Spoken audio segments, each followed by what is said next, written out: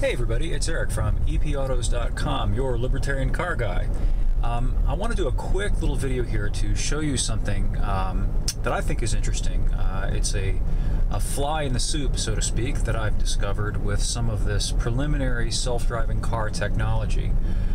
This is a 2018 Volkswagen Atlas that I've got, and it's equipped with lane steering assist or lane keep assist.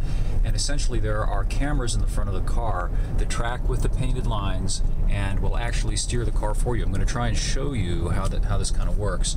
You see, look, I'm not touching it, and you'll see that the car is keeping in the lane. Notice that? See that? Now, that part of it, okay, it seems interesting, compelling, neat, right? Now, one thing about it I've discovered that is a little bit sketchy, and I'm wondering whether the manufacturers have given thought to this.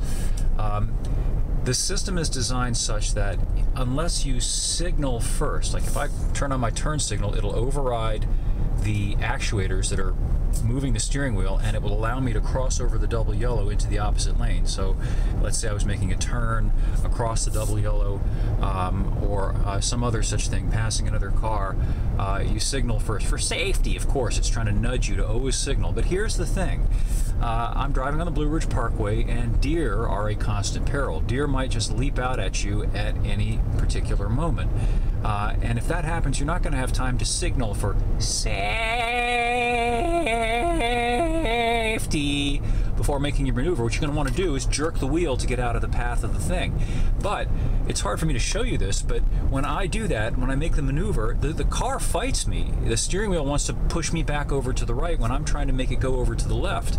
And it's kind of disconcerting. Now, you know, I'm a pretty beefy guy, and I've got strong arms and grip strength, but I'm wondering whether this would be potentially a safety issue for, say, women or older people who don't have the physical strength to countermand the stupid car and keep it going in the direction that you need it to go in to avoid either a deer or some other obstacle that you might hit.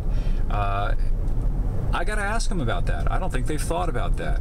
And once again, it's sort of an interesting example of the law of unintended consequences, which I focus on a lot in my writing. Things like, for example, the federal government's demand, the fatwa, that all new cars have roofs that are sufficiently strong such that if the car rolls over on its back, you will not have a crushed roof, that it'll support the weight of the car. Okay, that sounds hunky-dory. Problem with that, though, is that you get these ginormous structural pillars at each corner of the car. And if look at that. Now, I wish I had a car from the 90s or the 80s or the 70s like my old Trans Am to compare with.